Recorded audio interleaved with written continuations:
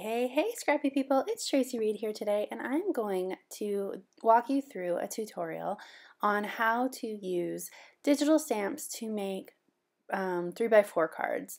Now, you could also make tags, you can make embellishments, whatever you want to make. I'm going to make 6 3x4 cards and print them on transparency sheets. You could also print on vellum. You can just make regular cards, but I'm going to print on acetate, basically.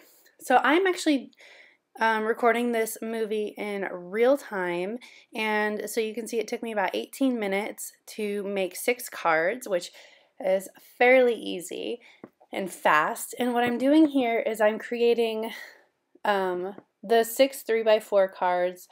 I'm creating print guides basically for the 3x4 cards. So I created a 3x4 square, and then I added a really light gray half pixel or half point stroke to the outside of the card so that it gives me a nice and easy cut line when I go to print these cards. And I'm going to space them out a little bit so that the cut lines don't overlap each other, and it just gives it a little bit of breathing room so that I don't get those cut lines in my actual card design. So now I have these 6 squares, and I'm going to start using the digital stamps to build designs on top of them. Now, keeping in mind that since I'm printing these on transparency, I want to keep them fairly simple so that the transparency stays clear. So anything that is white or clear in this design is going to not print anything, and it's just going to be clear in the end. So I wanted to create a sort of repeat stamping effect with this festive, #FestiveAF stamp here. So I have rotated it a little less than 45 degrees and then just duplicated it, and now I'm adding a color overlay in the colors of the FaLaLa Feeling collection. And I already had the green sampled from when I was designing, but I needed to pull in the red and sample the red from the collection as well. So I just used my eyedropper tool to pull the red color from that paper, and now it's in my little color palette down there so I can use it as a color overlay.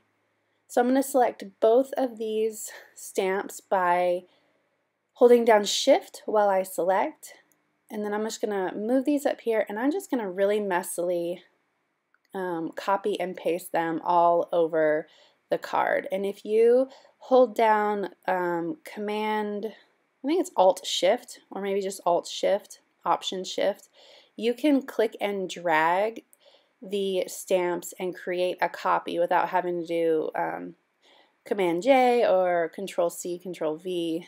You can just click and drag, and it will drag all of the stamps as a copy. And that's what I'm doing here. Super quick and easy.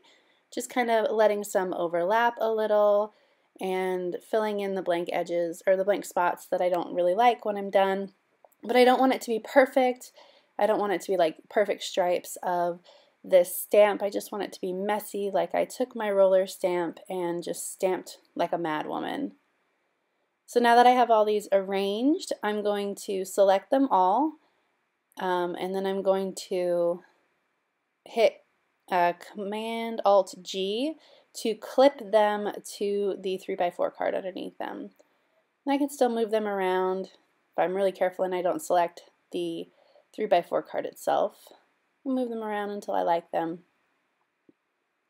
That's what I'm doing here, just kind of messing with the spacing a little bit till it's nice and messy to my liking.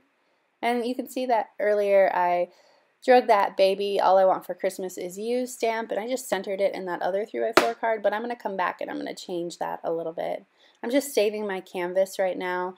When I record screen sharing videos like this, my computer has a tendency to spontaneously combust, so I'm saving as I go along in case that the video or in case the computer restarts itself and I need to pick this back up. I don't want to lose any of my work. So now I have this third 3x4 card, and I want to create cute little Rudolph. So I drug the antlers into the document and I centered the antlers on the card. And now I'm just going to use my shape tool and draw a cute little red nose.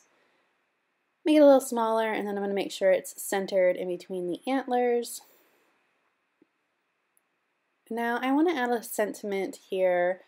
I don't have one that really pertains to Rudolph or anything, so I'm just going to use another one of those hashtags, and I'm going to pull in that hashtag Jingle Bells. I'm going to put it right underneath Rudolph. Make it a little smaller. Center everything.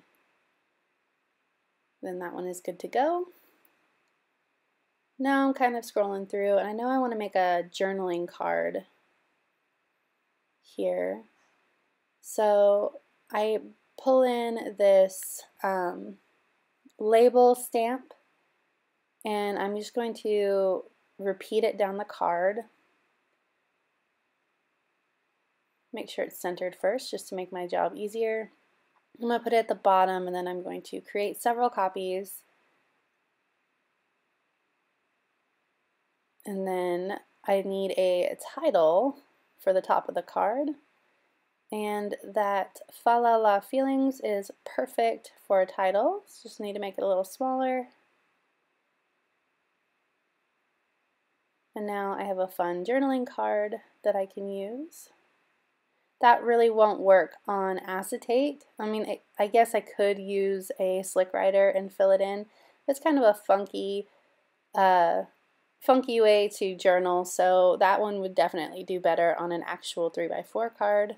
But I'm just kind of showing you all the different variations that you can do for these cards. And you can see just how easy this is. I'm just dragging and dropping icons directly from the folder into Photoshop and recoloring them if I want to, resizing them if I need to. You can also use the actual brush file that comes in this collection if you prefer to do it that way. I just prefer to use the PNG files. I find it easier and quicker than sorting through all of my brushes for, you know, this kind of project.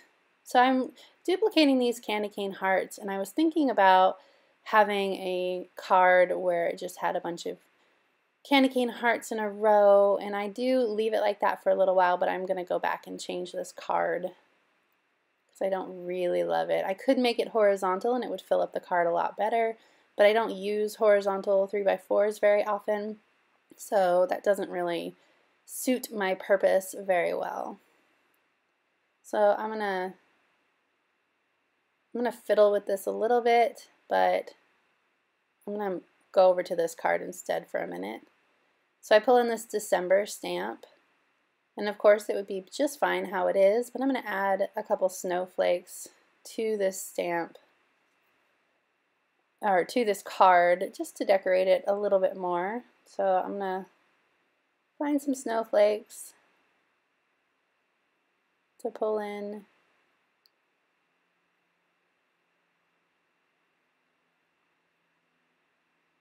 And I'm going to resize them, and I'm just kind of going to cluster them around this title, maybe going off the edge a little bit.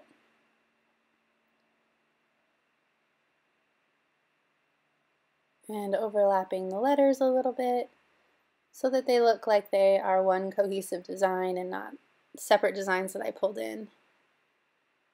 Now obviously this process is going to be a lot easier for me, and it's going to go a lot faster because this is literally what I do for a living, but also I have 15 years of Photoshop experience, so I just know this program like the back of my hand. But all of these techniques are super simple, and once you get the hang of keyboard shortcuts especially, everything will go a lot faster for you. And I think that adding some digital tricks to your repertoire, even as a paper scrapbooker, can really open up a whole new world for you when it comes to scrapbooking and creating your own product, or even just modifying products that you buy from people like me who sell printables.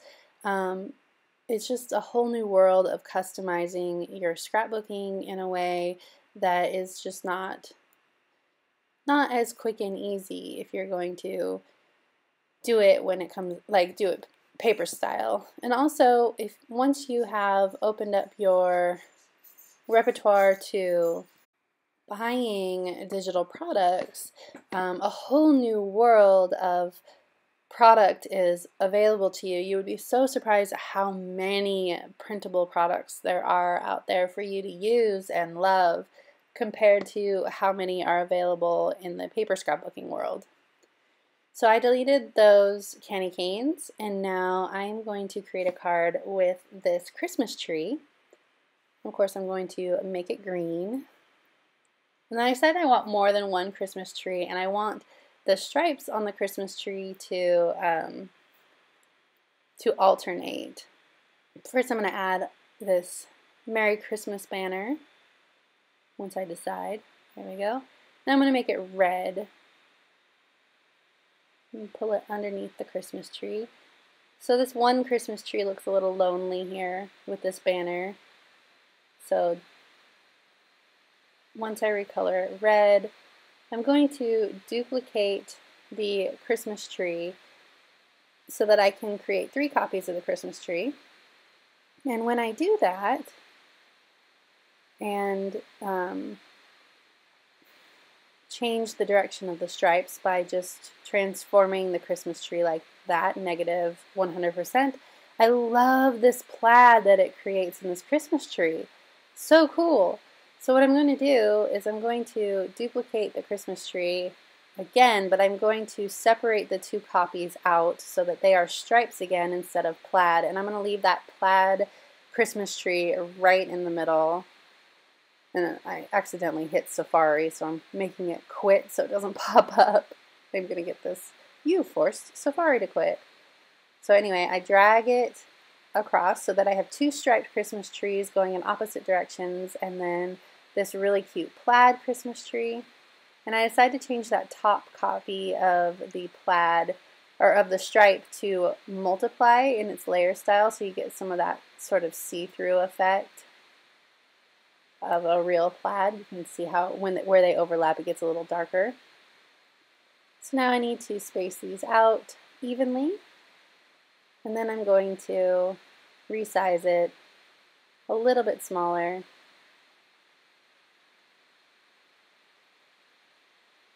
And then resize the Merry Christmas banner. Now, what's important to keep in mind is I'm dragging all of these in directly onto my canvas, and when I do that, they come in as smart objects. So when I resize them, they still maintain their original size. So when I go back to resize it a little larger again, I'm not losing any quality like I would if it was pixel based, because it is raster, or no, not raster, it is vector based when you drag them in as smart objects. When you are working with digital embellishments, you don't want to resize anything much larger than the original, because you will lose quality when you do that. So I decide I want to edit this Baby All I Want for Christmas Is You stamp.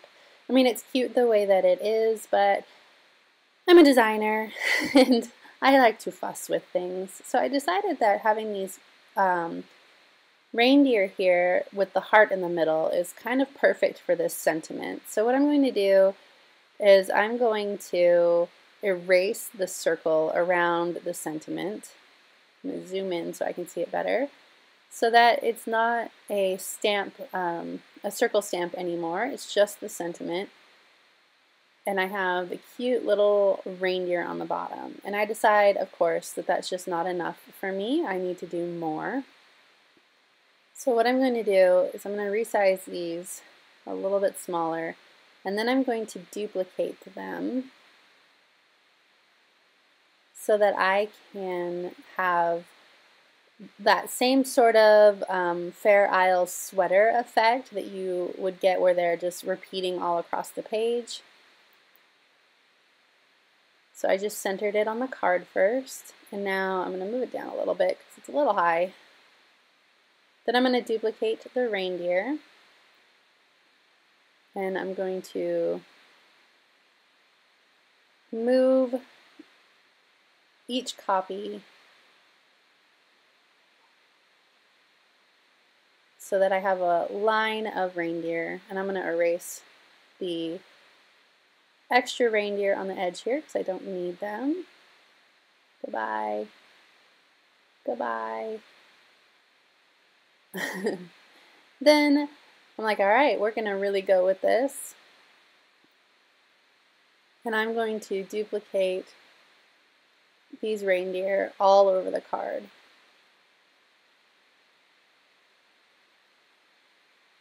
So I'm just duplicating them across, or actually all over the card. I need just the outer reindeer for, careful with what you're selecting. I need just the outer reindeer for that middle piece there. But I'm going to create the top 2 rows first, and then I will pull in the middle pieces. And I want to make sure that these are centered on the card itself. And now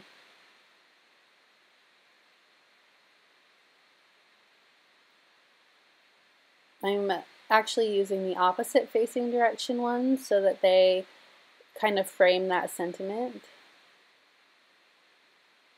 Now I'm like, okay, how do I make this color work? Because I really like the idea of having just the 2 red reindeer down there, but color-wise, it just looks really off to me. There's not the balance that I'm craving. So I'm like, okay, well, what if I just don't highlight the single set of reindeer and I make the colors make sense across the card instead?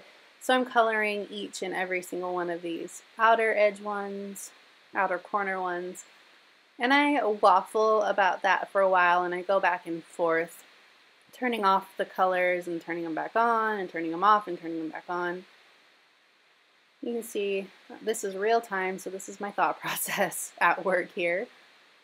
You can see that this looks good, but it's just not the feel I'm going for, because I do want the whole couple reindeer thing to be highlighted.